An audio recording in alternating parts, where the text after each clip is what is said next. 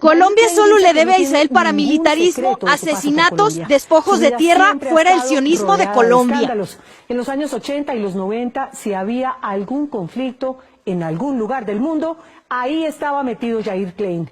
El ex militar israelí en su casa le contó a Federico Benítez cómo lo contrataron para entrenar paramilitares y para darle un golpe de estado al entonces presidente de Panamá, Manuel Antonio Noriega. Esta es la confesión de este mercenario que cambió para mal la historia de Colombia. Las personas no son vacas, las personas necesitan su propia seguridad y los ganaderos que me buscaron buscaban seguridad. Buscaban personas expertas que pudieran enseñarles a defenderse. En el tiempo en que estuve allá, los entrené y los preparé.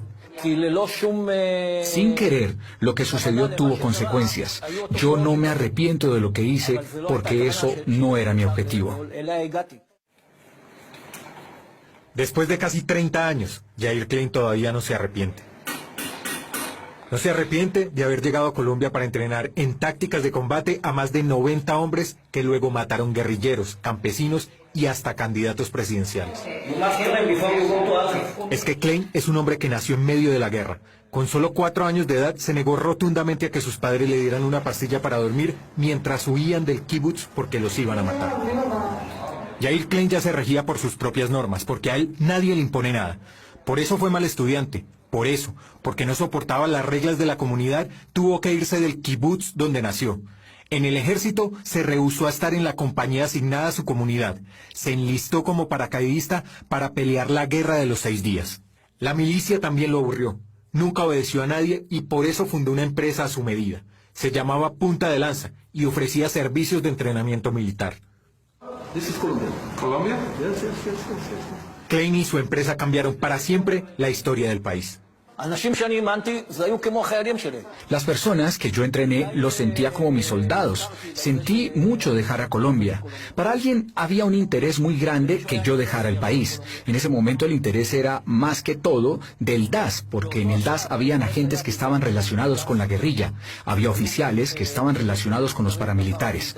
Lo que les importaba era el dinero y no realmente el país. Es un hombre meticuloso. Aunque habla un poco de inglés siempre que da entrevistas, exige que sea en su idioma natal, el hebreo. ¿Cómo llega usted a Colombia? ¿Por qué llega a Colombia?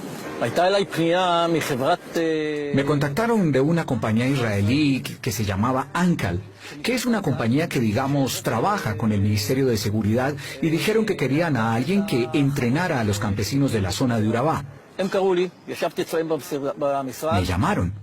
Había un hombre de nombre Isaac Soshimi, que era el contacto con los agricultores del banano en el Urabá, y en la reunión decidieron que yo viajara a Colombia y les dijera en persona, en el terreno, qué tenían que hacer para protegerse. En Colombia conoció a Henry Pérez, un ganadero cansado de los abusos de las FARC que decidió contratar campesinos que se convirtieron en su ejército de autodefensa. También habló con Luis Meneses, un ex integrante del ejército que terminó al mando de miles de paramilitares en el Magdalena Medio colombiano. Hábleme de Luis Meneses y de Henry Pérez. ¿Cómo era su relación con ellos? Henry Pérez era el líder, la persona a cargo de la organización. Luis Meneses era un oficial de inteligencia colombiana. Hasta donde yo sé, él estaba conectado con los agentes del DAS. Esto no impidió que Klein volviera a Colombia. Soshani, su socio comercial, le propuso esta vez apoyar a unos ganaderos. Luis Meneses lo puso en contacto con la Asociación Campesina de Ganaderos del Magdalena Medio, ACDEGAM, que no era otra cosa que la fachada a través de la que pretendían armar un grupo armado contrainsurgente. La organización de ganaderos me contrató. Volví a viajar a Colombia. Nos reunimos en Bogotá con el director del Banco Agrario. Nos reunimos con un representante del Ministerio de Agricultura, alguien de los servicios de seguridad y los directores de Agdegan, que eran de la zona de Boyacá. Llegamos en la tarde directamente a la oficina del alcalde de la ciudad. Ahí estaban sentados el jefe de la división del ejército de Puerto Boyacá, los dueños de la organización, alguien del Ministerio de Agricultura, un representante. Nunca aprendió español. En Colombia las instrucciones que dio las transmitió a través de Sadaka Abraham, Teddy Belnik y Amitzia Shuali, 3 exmilitares del ejército israelí que hablaban nuestro idioma. El dinero que yo recibí lo recaudaban entre los ganaderos al final de cada entrenamiento. Eran 100% ganaderos. Yair Klein ahora vive en Yafo, una pequeña ciudad centenaria ubicada al lado de Tel Aviv. Su casa es el último piso de un viejo edificio ubicado cerca de un mercado. Tiene una terraza con vista al mar Mediterráneo. Vive solo, pero se reúne sagradamente una vez al mes con sus 4 hijos y sus 12 nietos. Su carácter sigue intacto. A pesar de los años, sigue mostrando desprecio por todo lo que huele a insurgencia.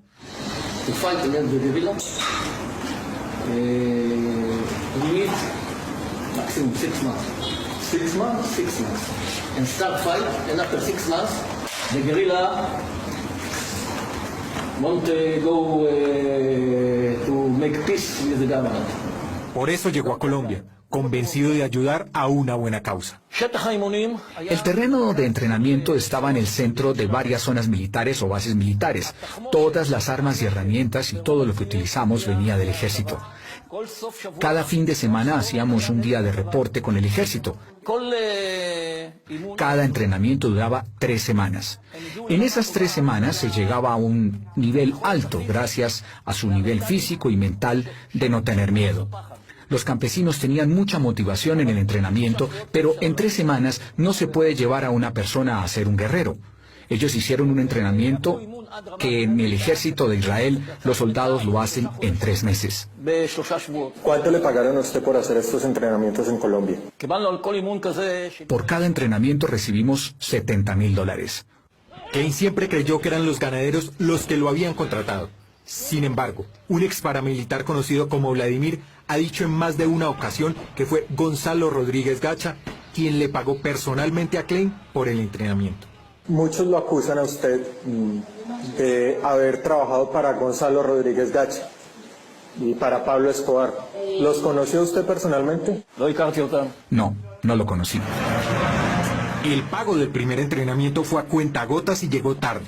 Klein dijo que no regresaría a Colombia, pero se llevó una sorpresa cuando meses después Luis Meneses se apareció en Israel con la totalidad del dinero para un nuevo entrenamiento. Gacha ya era el mecenas de las autodefensas. Llegó Luis Meneses con el dinero del segundo entrenamiento y le dije, wow, ¿de dónde viene la plata? ¿Cómo es que de repente sí tenemos dinero?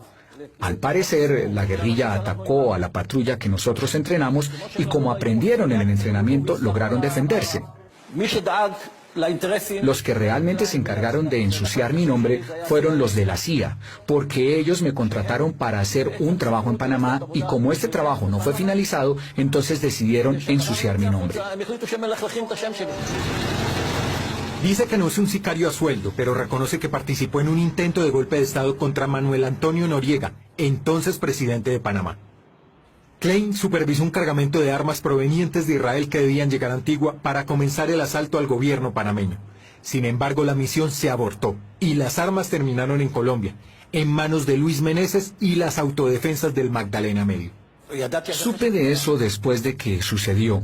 Esas armas fueron vendidas por medio del Ministerio de Defensa israelí y debían llegar a la isla de Antigua para entrenar guerreros que tenían que hacer un golpe de Estado en Panamá. A quien contrataron para hacer ese golpe de Estado fue a mí. Mi objetivo era hacerle un golpe de Estado a Noriega y sacarlo del poder. Las armas pasaron de la CIA a Antigua. Los guerreros eran jóvenes colombianos que iban a ser entrenados en la isla. Una semana antes de que comenzara toda la situación, me avisaron los americanos que todo se cancelaba. El barco con las armas venía en camino. Ese mismo barco, con Luis Meneses a bordo, tenía que llevar esas armas a Panamá. Y en Panamá no estaban dispuestos a recibirlas. Luis Meneses se dirigió al hombre que se encargaba de las armas y le preguntó qué hacer. Y le dijo, haga lo que quiera con eso. No tiene nada que ver conmigo. Ya me pagaron. Ya se le pagó a Israel por esto. Haga lo que quiera. Luis Meneses se quedó con un barco lleno de armas y, como todo colombiano inteligente, las vendió. ¿A quién se las vendió? No al ejército, a alguien que tiene mucho dinero. Y así llegaron las armas a Colombia.